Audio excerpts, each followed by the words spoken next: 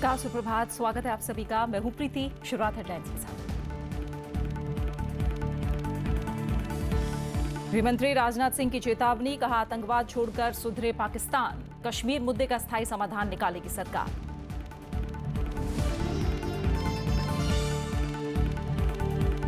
जम्मू कश्मीर के नौगाम में 36 घंटे चली मुठभेड़, 4 आतंकी ढेर, 3 जवान शहीद। शनिवार को शुरू हुई थी गोलीबारी।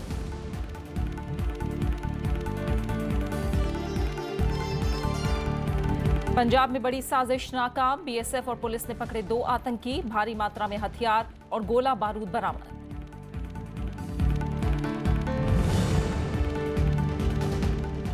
अमेरिकी राष्ट्रपति डोनाल्ड ट्रंप के बदले सुर, मुस्लिम देशों के नेताओं से आतंकवाद खत्म करने की अपील, कहा धर्म से नहीं कोई लेना देना।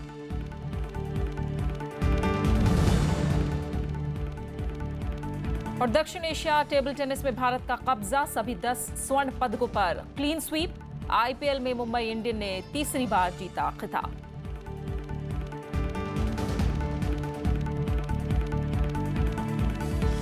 जम्मू कश्मीर के कुपवाड़ा जिले में घुसपैठ की कोशिश कर रहे आतंकवादियों से सेना की मुठभेड़ 36 घंटे तक चली। शनिवार को शुरू हुई गोलीबारी रविवार को भी जारी रही।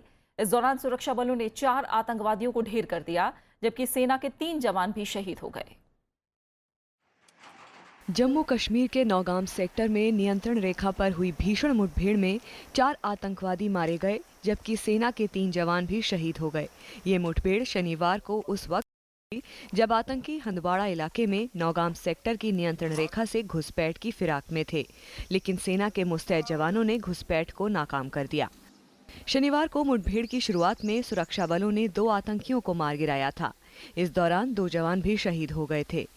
रविवार को हुई गोलीबारी में 2 आतंकवादी और मारे गए, जबकि एक अन्य सैनिक भी शहीद हो गया। सुरक्षा बलों को मुठभेड़ स्थल से हथियार, गोला बारूद और अन्य सामान बरामद हुआ है। इलाके में और आतंकियों के छिपे होने की आशंका के चलते मुठभेड़ स्थल और आसपास के इलाकों में सेना ने बड़े स्तर पर तलाशी अभियान चलाया है। इसके अलावा केरन इलाके में तलाशी के दौरान भी भारी मात्रा में हथियार और जिंदा कारतूस बरामद किए गए हैं। Bureau report, Rajya Sabha TV. 3 दिन के सिक्किम दौरे पर गए गृहमंत्री राजनाथ सिंह ने रविवार को कहा कि पाकिस्तान को सुधर जाना चाहिए। उन्होंने गीजिंग और पेलिंग में आयोजित अलग अलग कार्यक्रम में आईटीबीपी और एसएसबी जवानों से मुलाकात की। पेलिंग में चेतावनी देते हुए गृहमंत्री ने कहा कि पाकिस्तान अगर नहीं सुधरा तो उसे सुधारना पड़ेगा। गृहमंत्री ने आगे कहा कि कश्मीर, कश्मीरी और कश्मीरियत भारत का हिस्सा है और हम इस मुद्दे का स्थायी समाधान ढूंढ लेंगे। उन्होंने दावा किया कि सरकार चीन के साथ सटी सीमा पर अपराध कम करने के लिए काम कर रही है। कश्मीर के बारे में भी आपको बहुत सारी खबरें न्यूज़पेपर में, इलेक्ट्रॉनिक चैनल पर आपको देखने को मिलती होंगी, लेकिन मैं आपको यकीन दिलाना चाहता हूं, हम इस सच्चाई को जानते हैं। कश्मीर भी हमारा है, कश्मीरी भी हमारे हैं और कश्मीरियत भी हमारी है, इसलिए हम कश्मीर की समस्या का स्थायी समाधान निकालेंगे। पंजाब पुलिस ने आतंक की बड़ी साजिश का खुलासा करने का दावा किया है। राज्य की पुलिस ने बीएसएफ के साथ मिलकर 2 संदिग्ध आतंकियों को पकड़ा है, जो भारत पाकिस्तान सीमा पर हथियारों का बड़ा जखीरा हासिल करने की कोशिश में थे। पुलिस का कहना है कि ये लोग कनाडा में रह रहे कट्टरपंथी विचारधारा के एक शख्स के निर्देश पर काम कर रहे थे। पंजाब में पुलिस और बीएसएफ ने संयुक्त अभियान में एक बड़ी आतंकी साजिश को नाकाम किया है। रविवार को कनाडा और पाकिस्तान से संपर्क रखने वाले 2 आतंकवादियों को गिरफ्तार किया गया। पुलिस ने दावा किया है कि पकड़े गए आतंकी दहशतगर्दी की बड़ी साजिश में जुटे थे।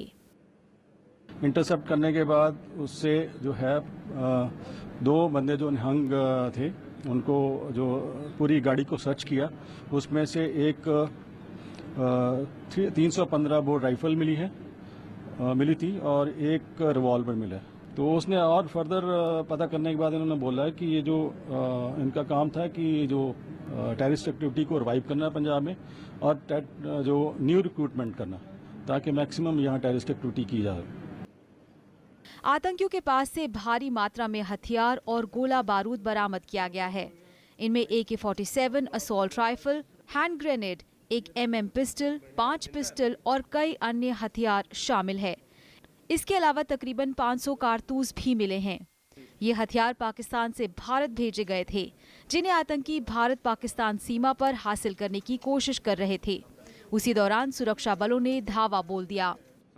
आतंकियों की पहचान मान सिंह और शेर सिंह के रूप में हुई है।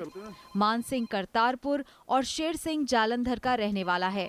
पुलिस के मुताबिक दोनों आतंकी कनाडा में रहने वाले गुरजीवन सिंह के निर्देश पर वारदात को अंजाम देने आए थे। कट्टरपंथी गुरजीवन सिंह 2 साल से इनके संपर्क में था और पिछले 6 महीनों में 2 बार पंजाब आया था। Bureau report, Rajya Sabha TV. Pakistan में एक भारतीय नागरिक को इस्लामाबाद में गिरफ्तार किया गया है। पीटीआई ने पाकिस्तानी मीडिया के हवाले से खबर दी है कि इस भारतीय नागरिक की पहचान शेख नबी अहमद के रूप में की गई है और ये मुंबई का रहने वाला है।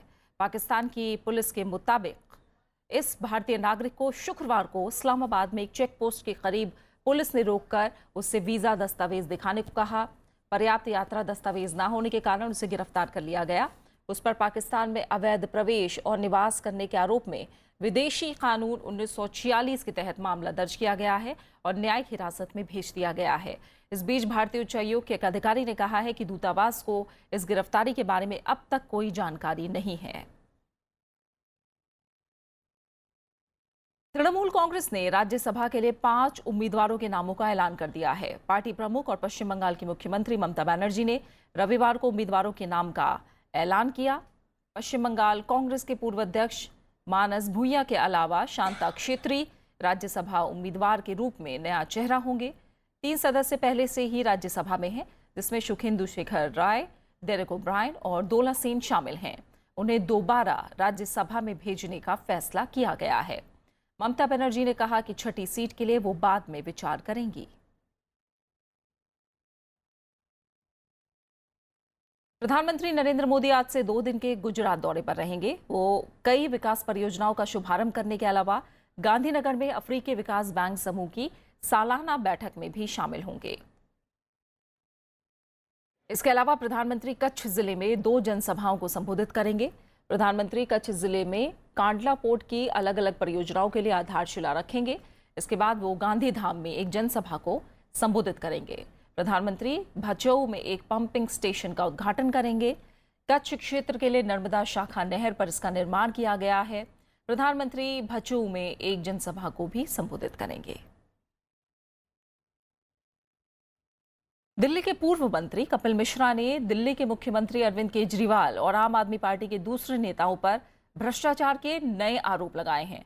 उन्होंने कहा कि आम आदमी पार्टी को कुछ नेताओं ने हाईजैक कर लिया है। कपिल मिश्रा के आरोप के बाद विपक्ष ने भी केजरीवाल पर हमले तेज कर दिए हैं। दिल्ली के पूर्व मंत्री कपिल मिश्रा का मुख्यमंत्री अरविंद केजरीवाल पर हमला तेज हो गया है। कपिल मिश्रा ने एक बार फिर रविवार को प्रेस कॉन्फ्रेंस कर केजरीवाल और उनके सहयोगियों पर आरोपों की झड़ी लगा दी। कपिल मिश्रा ने कहा कि पार्टी में टिकट बंटवारे को लेकर धांधली हुई। उन्होंने आरोप लगाया कि कुछ भ्रष्ट लोगों ने पार्टी पर कब्जा कर लिया है। इन विदेशी दौरों की जानकारी सार्वजनिक होनी चाहिए या नहीं होनी चाहिए?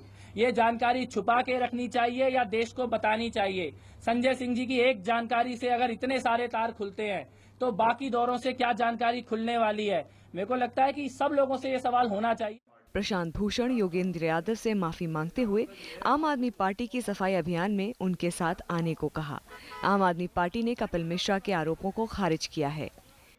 पार्टी को खत्म करने की कोशिश हो रही है, कार्यालय छीनने की कोशिश हो रही है, लोग आम आदमी पार्टी को चंदा ईमानदारी से न दें इसको खत्म करने की कोशिश हो रही है, सीबीआई के छापे मारने की कोशिश हो रही है, विधायकों को गिरफ्तार करने की कोशिश हो रही है। ये 2 महीने का मसला नहीं है।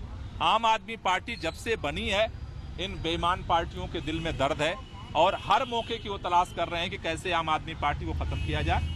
कपिल मिश्रा के नए आरोपों के बाद विपक्ष ने भी केजरीवाल से इस्तीफे की मांग दोहराई है। सत्ता में आने के पहले राइट टू रिकॉल वाली बात हो, मोहल्ला समिति वाली बात हो, कॉमन डिसीजन मेकिंग की बात हो, ये सब बातें और ट्रांसपेरेंसी की बातें, बड़ी बड़ी बातें करने वाले केजरीवाल जी, सामान्य बात है अपने पदाधिकारी कैसे गए, जाने का पर्पस क्या था, जाने के बाद उन्होंने किससे क्या क्या बिजनेस किया है, आने के बाद उसका रिजल्ट क्या है, ये बातें अगर स्पष्ट है, इसमें अगर ट्रांसपेरेंसी है तो बताने में क्या हरकत है।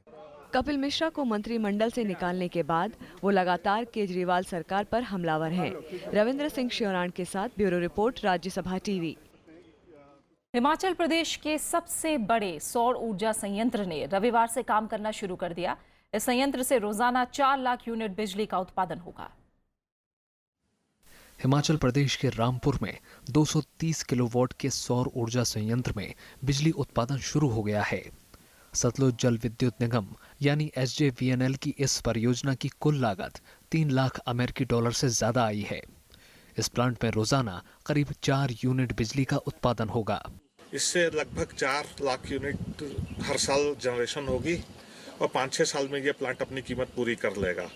सतलुज जल विद्युत निगम लिमिटेड फिलहाल इस बिजली को अपनी जरूरतों को पूरा करने में इस्तेमाल करेगा। SJVNL का दावा है कि इसके जरिए नापथा झागड़ी परियोजना की लागत में भी 32 लाख रुपए बचाए गए हैं। इसकी ऊर्जा हम कहीं बाहर नहीं बेचेंगे, जो हमारी आंतरिक जरूरतें हैं परियोजना की उसी में इस्तेमाल करेंगे और जितनी एनर्जी हम सोलर से बना पाएंगे उतनी एनर्जी हम विद्युत विभाग से कम खरीदेंगे। इस परियोजना की सफलता के बाद SJVNL अब इस तरह के और संयंत्र लगाने की योजना बना रही है। Bureau report, Rajya Sabha TV. आज भारतीय रेल के बेड़े में देश की अब तक की सबसे आधुनिक ट्रेन तेजस शामिल होगी। शनिवार को रेल मंत्री सुरेश प्रभु ने इसका मुआयना किया था।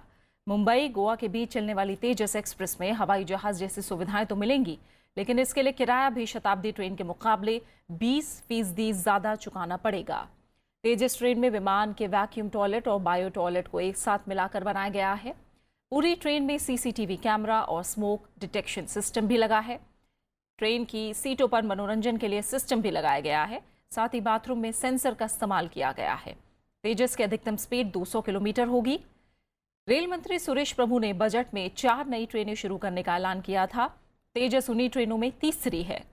इससे पहले अंत्योदय एक्सप्रेस और हमसफर नाम से ट्रेन शुरू की गई थी।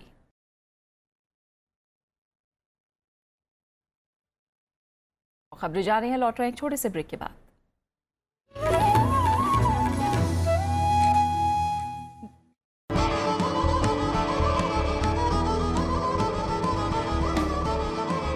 मुरादाबाद घराने की शान।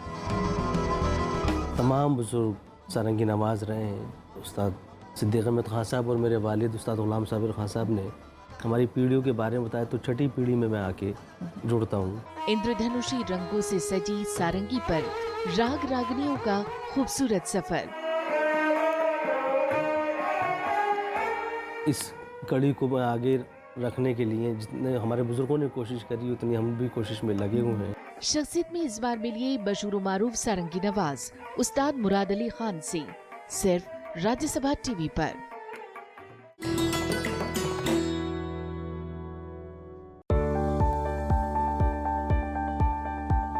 बठिंडा का किला मुबारक गोविंदगढ़ के नाम से मशहूर, ईंट का बना देश का सबसे पुराना और ऊंचा किला। किले के पूर्वी और उत्तरी छोर पर हैं 2 प्रवेश द्वार। इन द्वारों पर फूल पत्तियों और कलाकृतियों से हुआ है खूबसूरत श्रृंगार। किले के अंदर है एक खूबसूरत गुरुद्वारा और कई छोटे बड़े महल। इसी किले में दिल्ली की पहली महिला शासक रजिया सुल्तान को किया गया था कैद। 6ठी शताब्दी में बने इस किले में गुरु गोबिंद सिंह जी ने भी किया था विश्राम। कुषाण वंश के शासनकाल में राजा देव ने कराया था किला मुबारक का निर्माण।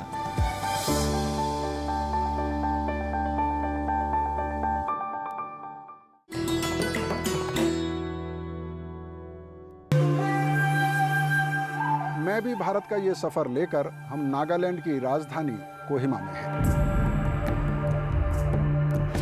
कोहिमा राज्य का दूसरा सबसे बड़ा जिला है और अंगामी आदिवासी समुदाय का घर है।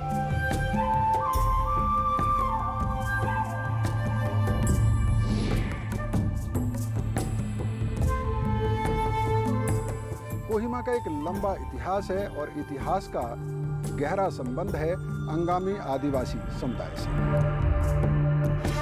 अंगामी आदिवासी समुदाय के प्रशासनिक और न्यायिक व्यवस्था ये अभी भी परंपरागत तरीके से ही चलती है।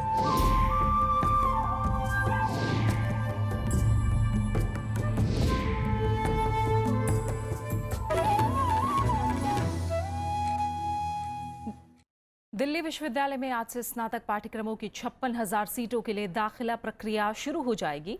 दाखिला लेने के लिए छात्र आज शाम 5 बजे से 12 जून तक ऑनलाइन पंजीकरण करा सकते हैं। डीयू ने आवेदन के लिए इस बार अलग से वेबसाइट बनाई है। बीते साल की तरह इस बार भी सभी वर्ग के लिए एक ही फॉर्म होंगे। पंजीकरण पूरा हो जाने पर इसकी जानकारी ईमेल या मोबाइल मैसेज के जरिए दी जाएगी।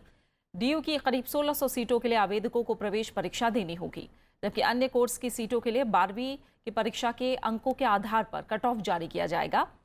पहला कट ऑफ 20 जून को जारी होगा।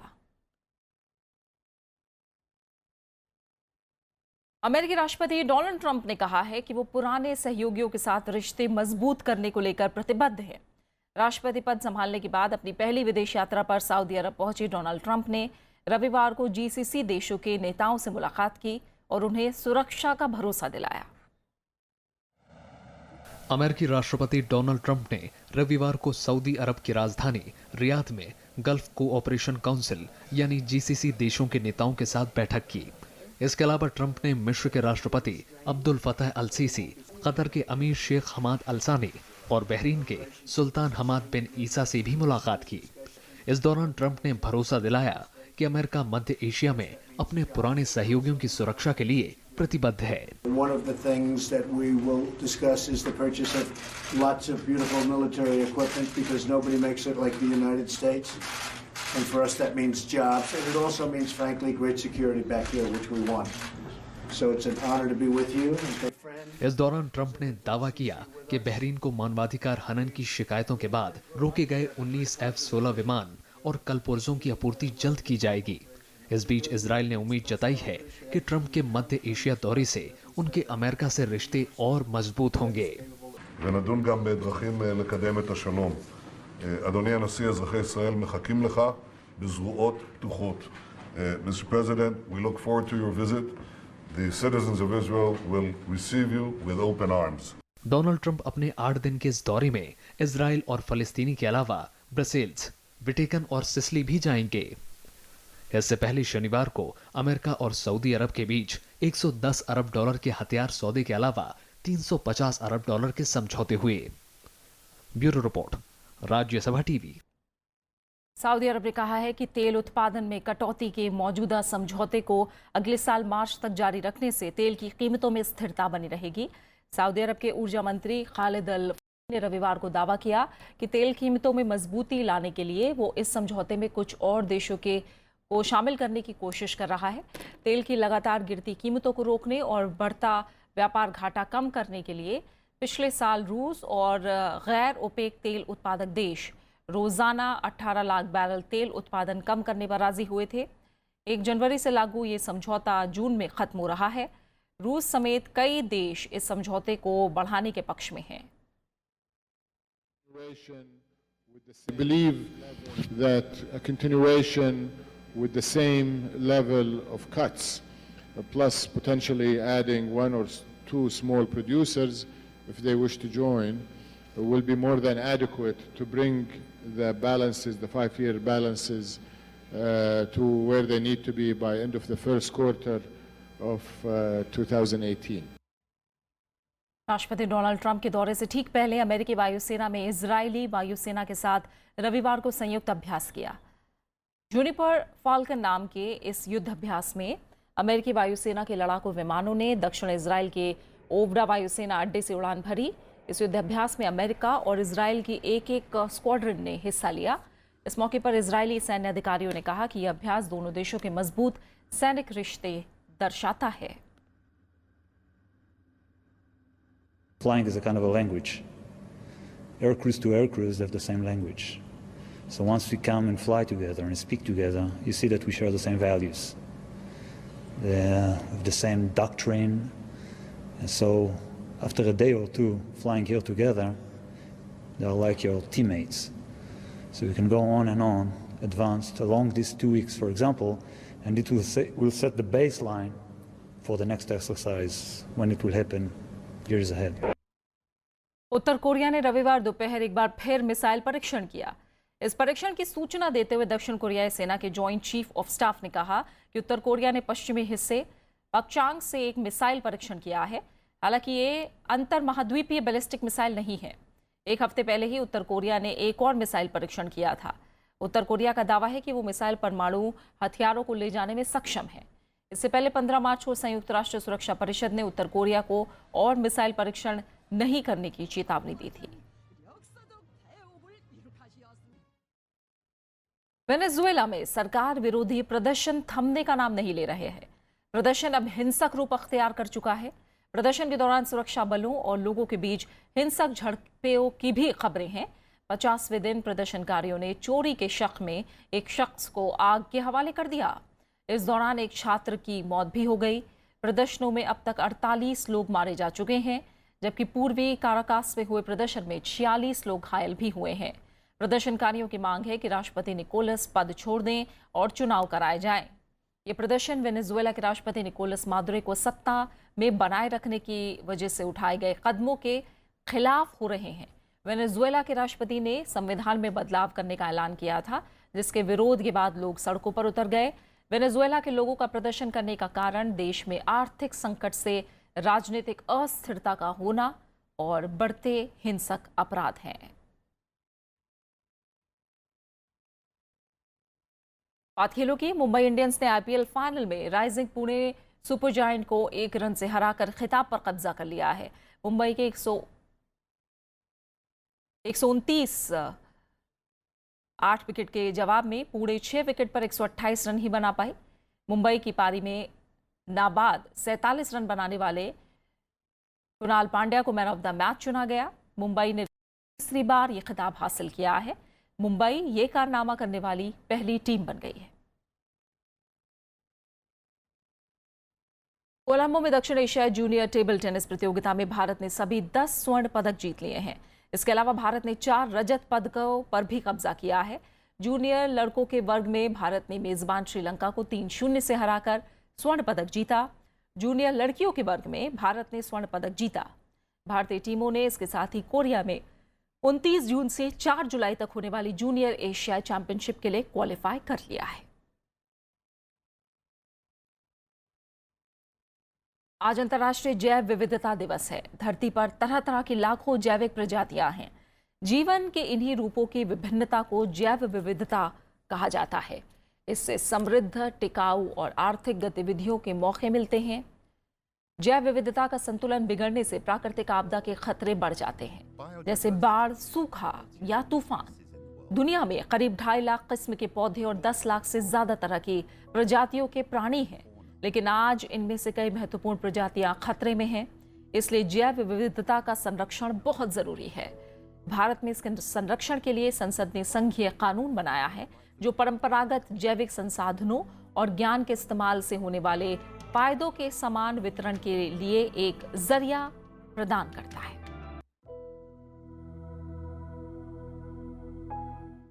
आने वाले समय में कपड़े धोने के लिए पानी और डिटर्जेंट की जरूरत नहीं होगी। जी हाँ, ARCI हैदराबाद ने ऐसे ही नैनो टेक्सटाइल तकनीक को विकसित किया है। इसमें सूरज की रोशनी में रखने भर से कपड़े साफ हो जाएंगे। कपड़े हमारे व्यक्तित्व और जीवन का अहम हिस्सा हैं। इसके बार बार इस्तेमाल के लिए इन्हें धोना और सुखाने के लिए मशक्कत करनी पड़ती है। लेकिन वो दिन दूर नहीं जब कपड़ों को सिर्फ सूरज की रोशनी में रखना होगा और वो खुद ब खुद साफ हो जाएंगे। ऐसी ही एक नैनो टेक्सटाइल तकनीक को विकसित किया है हैदराबाद के international advanced research centre for powder metallurgy and new materials के वैज्ञानिकों ने। We already transferred 2 technology to an industry, especially nanotextiles and nano silver on textiles, which makes the fabric antibacterial. And this is a lot of famous garment manufacturers have launched these projects, for which in 2016 we got Technology National Day Award from President of India. Nano textile को बनाने के लिए titanium oxide का इस्तेमाल किया गया है, जो सबसे प्रभावी फोटो कैटलिस्ट है। प्रकाश के संपर्क में आते ही टाइटेनियम ऑक्साइड के आयन बैक्टीरिया की कोशिकाओं को नष्ट कर देते हैं। ऐसा बैक्टीरिया के साथ साथ दूसरी तरह की गंदगी के साथ भी होता है और कपड़ा साफ हो जाता है। Certainly it's not a magic, it's a nanotechnology.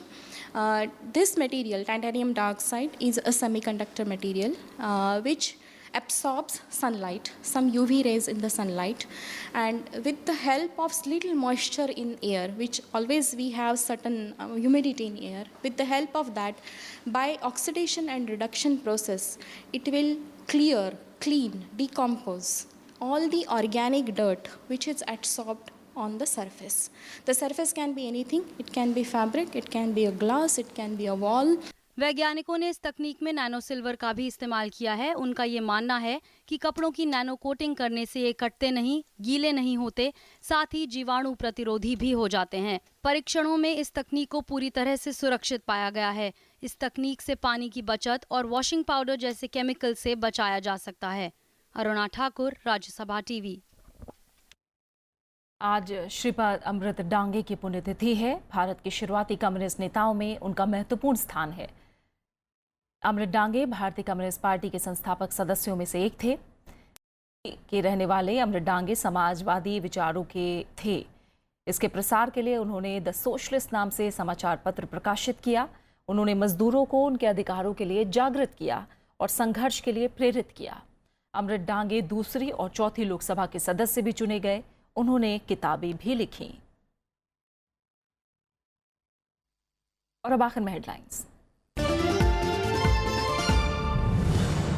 गृहमंत्री राजनाथ सिंह की चेतावनी, कहा आतंकवाद छोड़कर सुधरे पाकिस्तान, कश्मीर मुद्दे का स्थायी समाधान निकालेगी सरकार।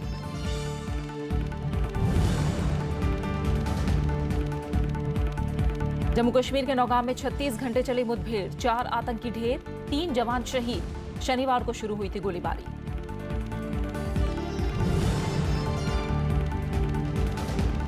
पंजाब में बड़ी साजिश नाकाम, बीएसएफ और पुलिस ने पकड़े 2 आतंकी, भारी मात्रा में हथियार और गोला बारूद बरामद।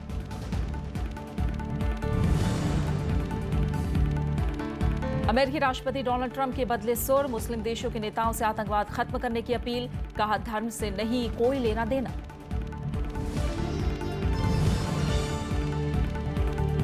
और दक्षिण एशिया टेबल टेनिस में भारत का कब्जा, सभी 10 स्वर्ण पदकों पर क्लीन स्वीप।